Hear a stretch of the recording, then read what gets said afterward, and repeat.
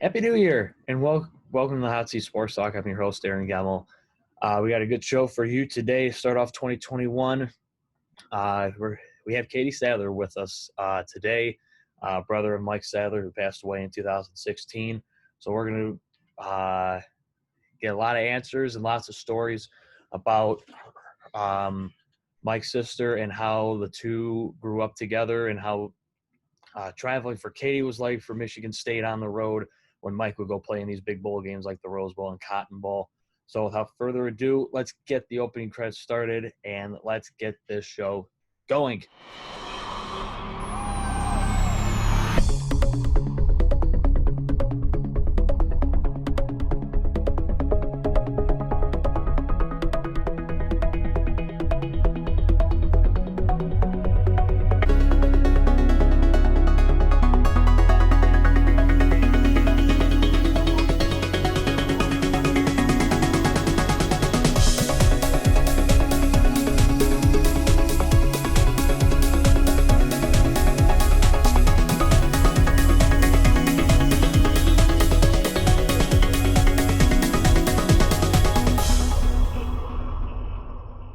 So now, before we begin, can you tell the viewers, Katie, what you do and how this pandemic has affected you and your job and your mother's job?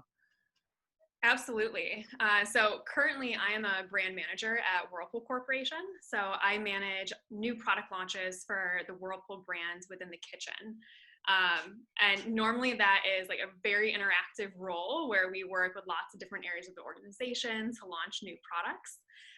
And we also do work with any of the commercials that you'll see on TV. So like all of that work has changed very dramatically since the pandemic. Yeah. And we've been working from home since the middle of March. So we are basically on video calls all day long instead of the in-person meetings we would normally have. Yeah, I can imagine that job it's very interactive. And especially with all this going online, it's very hard to be interactive in that sense, just kind of like being a student right now at any level, basically. Not just myself in college, but all the high school students out there too. Trying to go, for in-person learning. That's very hard to do in this pandemic and stuff like that. So, so I'm kind of giving it away here for what I'm wearing, but for all the viewers who don't know, where did you go to high school and did you play any sports? And did you play any sports in high school at Northern? That is a great question. So yes, I went to Forest Hills Northern. I love that you're repping the Huskies today.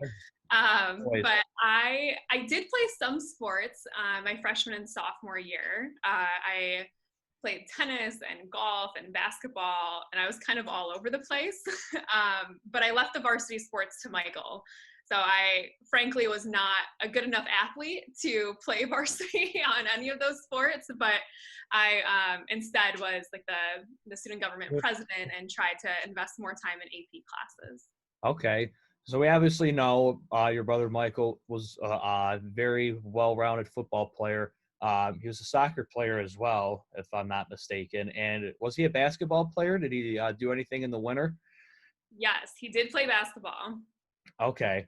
So when Mike started getting offers for college, and was Michigan State his first choice, or was there another school he had in mind, or was State like his just okay? If I get an offer, I'm going there. Great question. So before Micheal started getting offers for colleges, our family actually didn't have any strong affiliation to any college. When our friends were like, I'm a huge Michigan State fan, or I'm a huge Michigan fan, we kind of fell somewhere in the middle.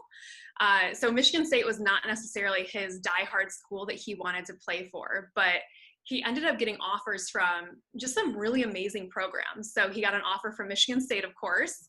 He got offers from LSU, Alabama, the Air Force, Purdue, Northwestern, USC. I mean, and in addition, some other verbal offers. And Wow. yeah, he had many offers on the table. And so he really wanted to, meet with all those coaches, see the programs, and assess what felt like home. And Coach D is definitely what swayed Mike to Michigan State. He just loved Coach D's thought process behind coaching, and he really loved that it felt like a family.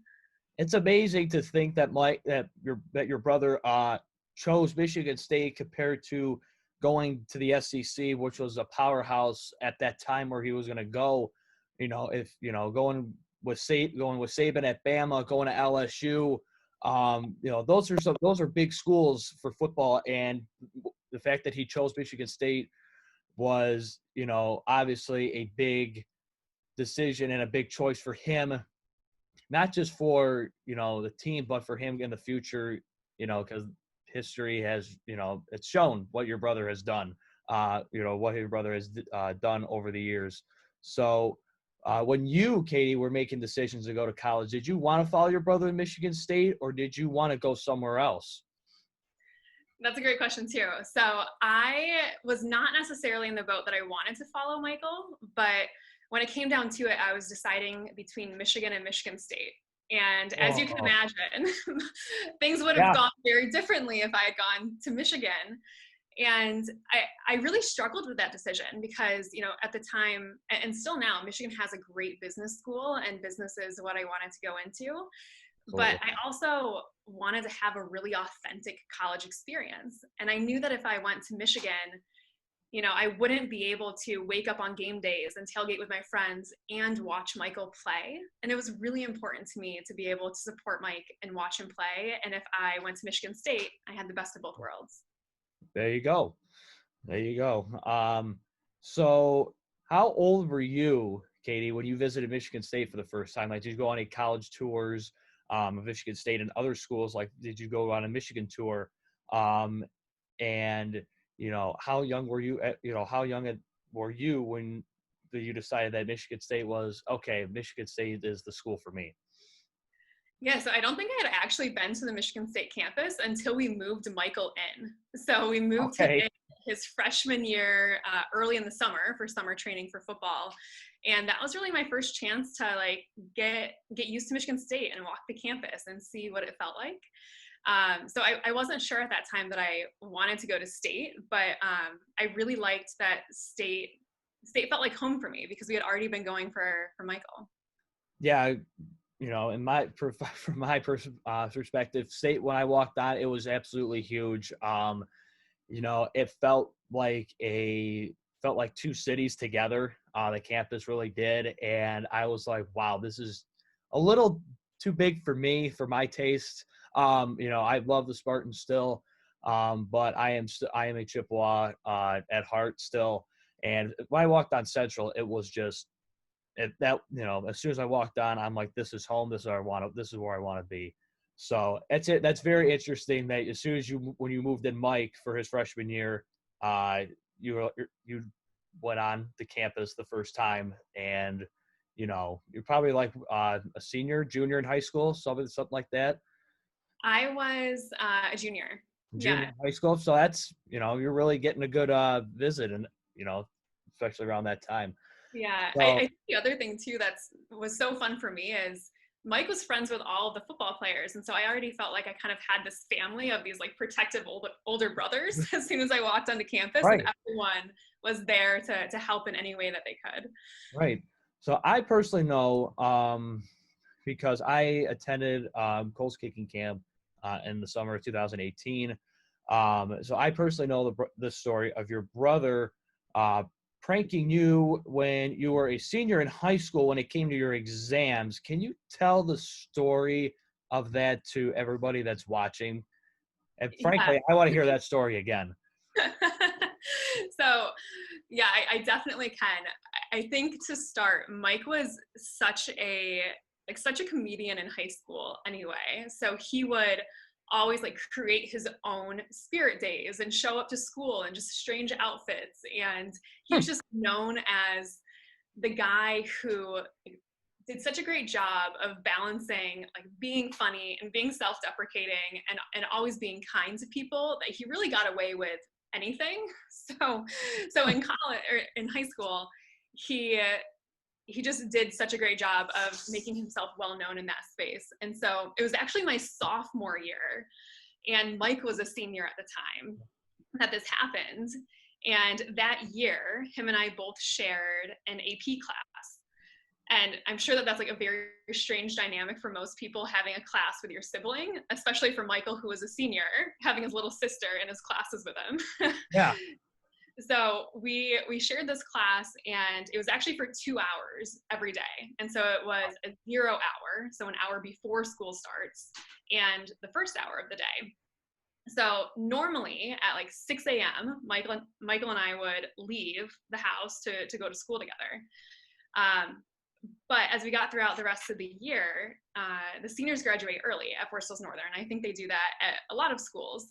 And so Mike was already done with school, but I had to keep going for another 3 weeks. And so I was now driving myself to my 6 a.m. class, and Mike was just hanging out with friends and, having a great time being graduated. And at that time, he had a sleepover with one of his friends, Jeff, and normally all three of us would have gone to this class together at 6 a.m. So they come barging into my room one morning, and they're like, Katie, you're gonna be late for school. Like it's already 6:30. You have 5 minutes before class starts, and attendance matters. And so I'm panicking, right? I'm so worried I'm gonna be late for class because, to your point, we had exams coming up, and I was like, I can't miss my exams. And so I take a quick 30-second cold shower. I throw on sweatpants, a sweatshirt, which was extremely out of character for me to begin with. And I get in my car and I start driving to school. And I am about half a mile away from school when I realize that my car says 2:32 in the morning. And they had changed all of the clocks in the house. They didn't think to change the clock in my car. And I, at this point, am so frustrated. I'm so angry. And so I turn around and I drive back home. And he's sitting at the kitchen counter just laughing. And he said, Katie, I think that you forgot to put some makeup on today. And I came at him, fist clenched, ready to fight before my mom broke it up. But I mean, he always did all these things in such good fun, and he had posted to Twitter at the time this account of his of how he pranked me. And so by the time I actually got to school at 6:30 the next day, everybody was asking me if I was tired from my 2:30 drive to school. Man, every time I keep hearing that story, I can't describe. I laugh every single time because it's something that I can't describe it because, I only met your brother a few times, but it really does seem like something he would do. And it's something that I would do to my friends in college, because I have pranked my friends pretty hard so far, 2 years through. And it's, and just hearing that story, it just brings a smile on my face, and hopefully it brings a smile to everyone else's face along with yours, as you keep telling it throughout these years. So that's just a fantastic memory of Mike. So now we're going to rapid fire 7. So just 7 random questions, just like I've done for the past 3 seasons, if you will. So Katie, start off, your favorite place to eat at Michigan State. Bantai, but Conrad's if it's late night. Okay. Favorite Michigan State game you've ever seen in person? Definitely the Rose Bowl. All right. Favorite thing to do with your doggies?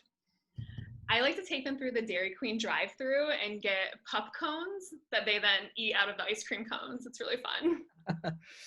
How old are your doggies, real quick? They are 13 and 5. 13 and 5. Okay, wow. Your favorite place to travel on vacation? This is a hard one because I try not to go back to the same place many times, but I think my favorite place that I've ever been is Interlaken, Switzerland. Really? Okay, because I know you've been to Italy in the past. I have, yeah. I mean, I love traveling and finding new places and eating new cuisines and meeting new people. But I think what I loved about Interlaken is like everything was just so slow and so peaceful there. And I just had a crazy experience. I mean, it was like snowing in the mountains, and then it was warm down at ground level. And so, we had a snowball fight that day, literally on the top of the Swiss Alps. And then we come down and we're like in shorts and t-shirts, bike riding in Switzerland. And I think that was just such a cool experience. I can imagine. I wish hopefully when this pandemic's done and school's done for me, I could travel. I really want to go to Italy, see Italy. Absolutely. I really want to see Italy, England. I want to see London, Ireland, Sweden, all those places. So, I'll uh, have to help you plan your trip. yeah, for sure. You can be my travel agent for that. Um, so what's your favorite movie of all time? The Harry Potter series. Oh, What? Come on. I wish I had an argument with my friends over dinner last night about this. Yeah, I don't back the Harry Potter series because I'm a Star Wars person. Because it's always a feud between us Star Wars people and Harry Potter people. So, I feel like you can like both. I'm not sure. Most people I know, it's either one side or the other side. There's no in between. Oh man, Mike and I always liked both. But our family together went to see all the Harry Potter movies in person when you used to be able to do that. So we watched all of the premieres, and we just have really really good memories of that. Yeah, that's how my family, we always would go to, because I think, I was 2 and 5 when, uh, episodes 2 and 3 came out for Star Wars. And so I obviously couldn't see it. And the originals were already out in the 70s and the 80s.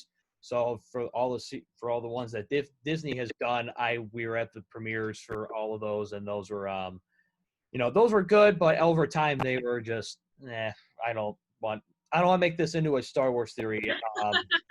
So I agree. No, the originals were better. absolutely, the prequels, in my opinion, are the best three out of all of them. So, but have you seen The Mandalorian, Katie, during this quarantine? I have not, but I do. I did just get a Disney Plus account, so now I can start watching it. Well, you have 16 chapters to watch. I am extremely good at binging TV, so no problem You have there. six, yeah, you have six. Let me know what you think of this, because it's like you said, you've watched Harry Potter and Star Wars, so this ties in. All I'll say to you is it's 5 years after Return of the Jedi. So after Okay. the 1983 film, it's 5 years in the time period for Star Wars after that. So that's all I gotta say, and have fun watching those, and let me know what you think. Sounds good. So, what is your favorite music artist and song by that artist? Oh, this is a hard one. I'm a little old school, probably my favorite. I love the Goo Goo Dolls. Okay, You're probably too young to know the Goo Goo Dolls, but like I anytime know of them, but not they're well. they're from the 80s. But I think like my favorite band of all time would definitely be them. Their concerts are so fun to go to, and they've like stayed relevant somehow for the last 40 years. And probably my favorite song from them would be Better Days. Okay, I'll definitely have to give that a listen for sure. And favorite Christmas present, because we're coming out of the holiday season. Favorite Christmas present you've ever received? This one's so hard too. My parents were all stars when it came to Christmas presents growing up. I mean, they always thought outside of the box. But I think it's probably like the presents that I didn't see coming. So one year I came downstairs and there was a bunny under the tree. And like that was just so cool at the time when I was younger that there was a bunny for me. So I think they did a great job all throughout our childhood, but that would probably be one of the most memorable. Wow, so you just came downstairs and there's a live bunny just sitting under Yeah. the tree. Yes. And I had that bunny, I think, for like 7 years. Wow. So yeah, Wow, that's quite a life for a bunny. yeah. So now can you tell the story, because now uh, Hey Diddle Diddle and the Banana Hammock are obviously can't have them yet. I'm not legal enough to have them yet. One, until October, then I can have one.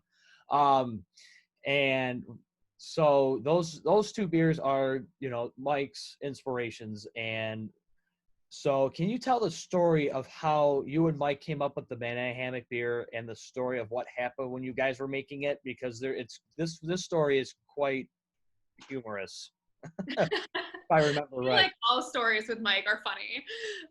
But yeah, Especially this absolutely. one. So banana hammock. So there's actually a whole background. So banana hammock is actually the beer that Jagged Mountain Brewery in Colorado came out with to honor Mike. But the inspiration behind the beer came from some Yeah. specific stories about Mike. So I actually brought one out here today so people could see it. So that is the banana hammock bottle. But this beer was created by Jagged Mountain in collaboration with Michael's friends and teammates. And so the way they came about it is they said, we want to bring in aspects of Micheal's character and stories about Micheal and create this one beer that is just really unique, that shows off how unique Micheal was. And so there were really a couple things that went into it. One, Micheal loved orange and citrus beers.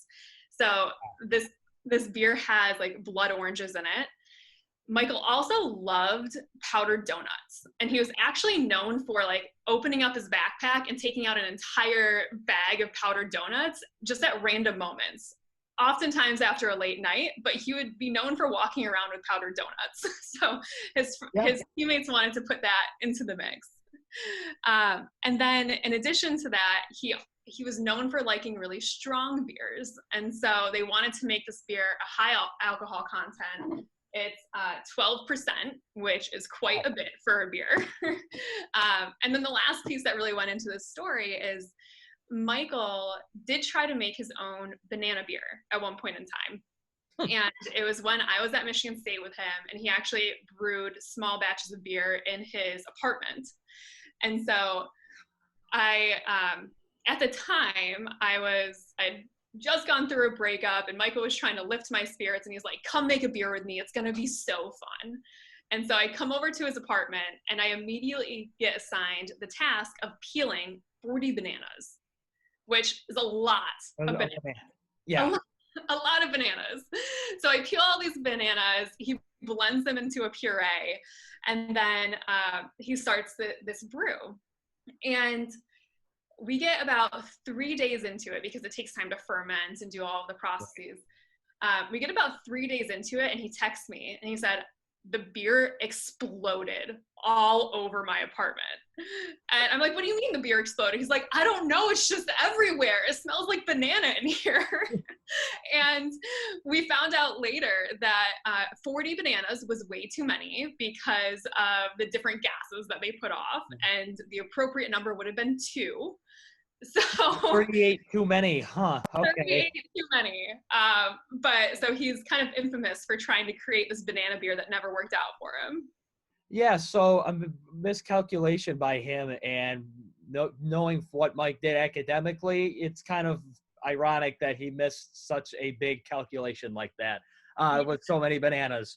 Can you tell real quick the story of the story behind the logo on the banana hammock label? Yeah, I'm glad you asked. Well, I'm kind of glad you asked. Yeah, because I know the story, and I may or may not have tried to pose just like your brother did at one point. Oh my God. My parents won't let me go through with it, but I definitely had the idea of buying a banana hammock like your brother did. I tried to do it in Gulf Shores, Alabama, when we went on vacation last year. And I will try this year when we go in May. So I will definitely try that. The hardest part is finding a photographer, but yes. Yeah. So this started because 1 year right before spring break, Coach Narduzzi told all the guys, like, hey, I do not want to see you in any type of Speedos over spring break. Like, make good choices, be appropriate, no Speedos. You should have said that. Oh my gosh. And Micheal, of course, said, well, because of that, I absolutely need to be wearing a Speedo. And so we were down in Mexico, and he wakes up at like 5 a.m. one morning, and he wakes me up and he says, Katie, I need your help. I'm like, what could you possibly need from me at 5:30 in the morning? And he has the robe on from the resort that we're at, and he opens up the robe and is wearing a Speedo. And immediately I'm like, I don't want to see this. I'm your sister. And so he's like, no, I need you to help me take pictures for Coach Narduzzi. And I was like, I don't understand what is happening here, but okay, I'll help you. I don't understand, but yeah, okay, Mike, let's do it. That's fine. Exactly. I'm totally creeped out, and this is totally weird, but okay, let's do this. Exactly. But like, honestly, growing up with Mike, that wasn't that strange of a request. So like, I can imagine, yeah. Guard. So we go down to the beach, and he's like, we need to do this photo shoot for Coach because I want to put these pictures all over his office. So we need lots of options. And Oh, so we're on the beach and he's in all these crazy poses. One like what you see here in Banana Hammock, where he's laying on his side and has his leg propped up. In other ones, he's doing the splits. In other ones, he's pretending to kick a football. And you can imagine as a sister, I'm like taking pictures with my hands over my eyes during all of this. Are these good? I can't tell. Right. Like, just tell me when to take it. But we got back and he put these all over his coach's office. I mean, plastered them everywhere. And coach then posted about it on Twitter saying, look what Sadler did to my office after spring break. And that blew up and all of the players just thought it was so funny. So that was very much like Mike on a normal day. Yeah, I can definitely, I obviously you just showed one of the poses that he did, but I could see him on the beach just doing all the other poses that you described. And man, that's definitely, yeah, that's quite a photo shoot, especially for his younger sister. So I hope it was warm that day and wasn't that cold, because Yeah. because that would have been uncomfortable for both of you. So, what was it like traveling for Big Ten title games? Because your brother was on a team that I've been so fortunate enough to interview guys that he was teammates with for so many years.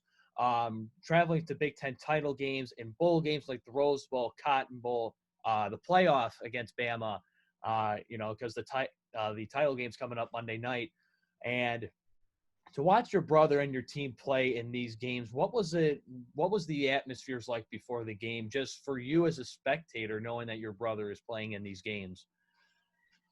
It was honestly really surreal. And it's odd because the 5 years that Michael was on the team, I mean, our whole like holiday vacation, it was just completely turned around, right? And our lives revolved around football. And I mean, we loved it, right? Like, we fed off the energy and it was so exciting.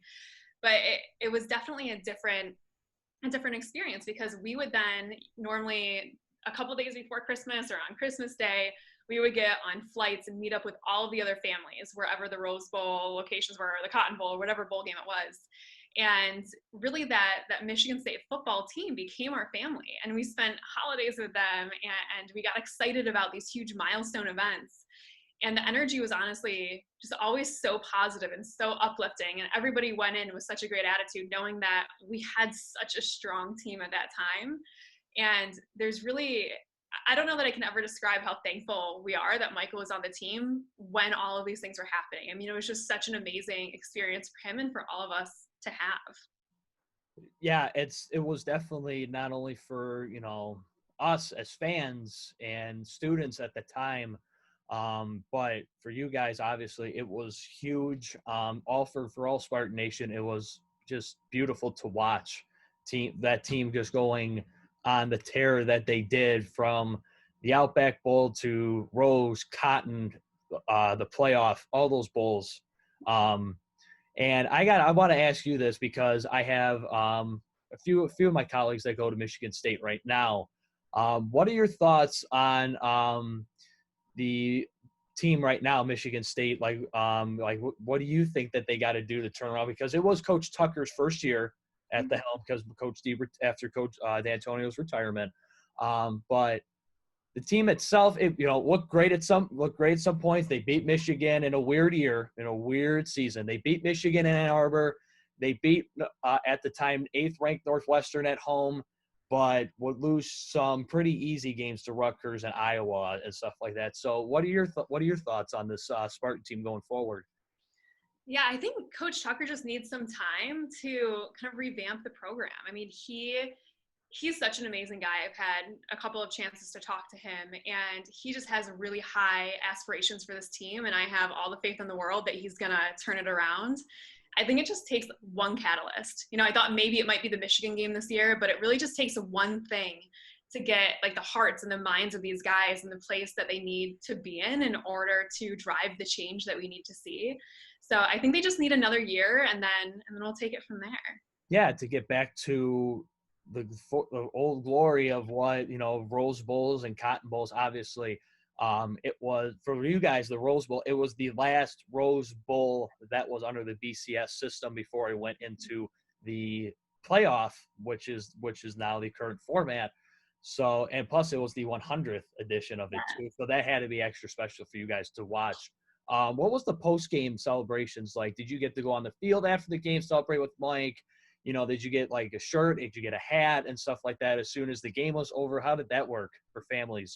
Yeah, great question. The post-game celebrations were always so fun, especially if we won, right? Yeah. Generally you weren't allowed on the field at most of the stadiums, but the players would always come out right after, and they would, well, I guess even like right after the game, they would rush over to where all the fans were and cheer, and they would hug their families and jump over the fences so they could see them. And that was just always such a special moment. At a lot of the games, the stadiums pre-print winning t-shirts for both teams. So they just have Right. them ready to go.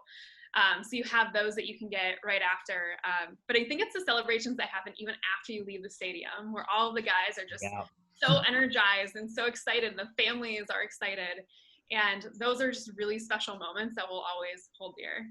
Yeah, because I've over the years I've heard the stories from Darian, Kyler, Benny, all these guys of what their celebrations were like post game, and it basically was just all the same.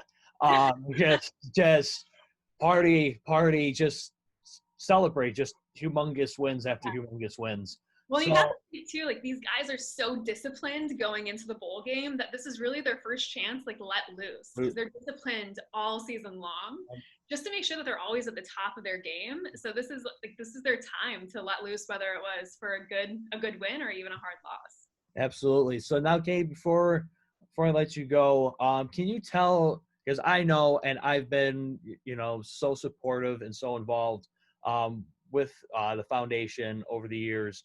Can you tell the viewers more out there more about the Micheal Sadler like celebration of life / legacy celebrations every year, and how has the foundation continued to grow the annual event into huge successes every year?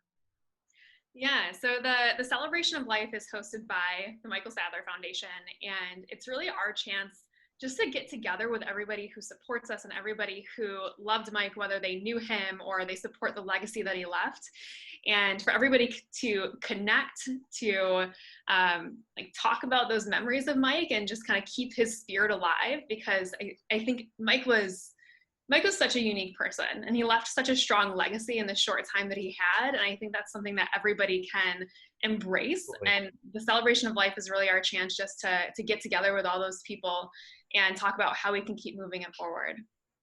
Absolutely. Can you tell more about what the Micheal Sadler Foundation does along with Game Changers? Because that's relatively new to the foundation. Yeah, so our mission for the foundation is to inspire and empower students to realize their potential through really strong character. And so, as I just said, Micheal made such an impact in the time that he had here. And I don't know that everybody can say the same in that amount of time. And so what we're trying to do is we're trying to help kids begin to build their legacies and think about the change that they're making in the world and how they're impacting others at a young age, so they can really make the biggest changes that they could hope for. Absolutely. So, and Game Changers, sorry, I guess Game Changers specifically is how we kind of bring that to life. So through Game Changers, we pair together high school students and K through 12 students, or I guess K through 8 students. And those students act as mentors to the younger students and help them think about character traits and legacies that they should be building. Absolutely. So I met your brother when I was a mere teenager in middle school, going to meet the Spartans. I would always go. Me and my mom would always travel to East Lansing every year just to do that. It was a lot of fun. And I met your brother too. Met your brother both when I was 13 and 14, before his last year at Michigan State, and we met in 2016 at the first celebration of life. And now going into 2021, will there be a legacy celebration? I know it's very, very early. It's January. In person, because in 2020, everything was going on. It was over Zoom. It was a great event with Coach Tucker, Coach Izzo, you, your mom, Benny, Darian, and everybody else who joined in on it. If everything goes back to normal, will it be at the same location? Will everything go back to normal in that sense? Yeah, so I think in an ideal world, it would go back and be at Atwater. Atwater has been such a great partner for us, and they actually brew Hey Diddle Diddle. So that's a Yep. great partnership, and that's really one of the reasons that we continue to host it there. So in an ideal world, we would love to get back together with everybody in person. I think we're still playing it by ear, not knowing what's going to be happening in the world in the summer. We got a lot of time. We do have some time, but we'll definitely be having some type of celebration, whether it be virtual or in person or socially distanced. We're just not sure what that looks like quite yet. Well, you bet I will be there as always to support, because I never take this wristband off. I wear the Northern jersey up at Central, and people ask me all the time at Central, "Did you go to Northern?" No, and I went to a school about on the other side of the state, but I'm just so blessed I have this jersey and all the other Mike Sadler shirts that I still have. Those are the only shirts that I still wear that are Michigan State related.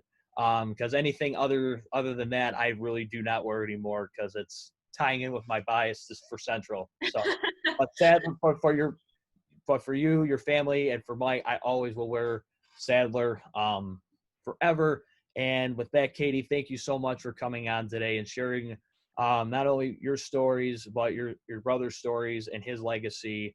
And hopefully we will talk soon more about, Spartan football, Spartan basketball, even though they're looking kind of rocky right now. But Coach Izzo will pull it together like he always does. And hopefully we'll have you back on in the future, just like all the other Spartans that we've had on in the past. Absolutely. Well, thank you for having me, and thank you for all of your support. Absolutely, no problem. Once again, Katie Sadler, a fantastic person, sharing stories about her brother Mike, who was taken from us too soon. His legacy will continue to live on through Katie and everyone who supports the Micheal Sadler Foundation and Game Changers. The link is in our description below, so please go check that out. The information for the celebration of life, about Micheal, about the foundation, about Game Changers, merchandise, it's all there. Number 3, t-shirts, hats, and masks are all available for purchase. So please head over there to give the site a look. It's a fantastic website for a fantastic cause. And with that wraps up the first episode of 2021. Plenty more episodes to come this year. And thank you so much for joining this episode today. Please make sure to like, subscribe, and share this show. Retweet it, repost it, anything that you can to get this show around and get us off on the right track in 2021. So with that, I'm your host, Aaron Gemmel, and this was the Hot Seat Sports Talk. And as always, keep it fresh.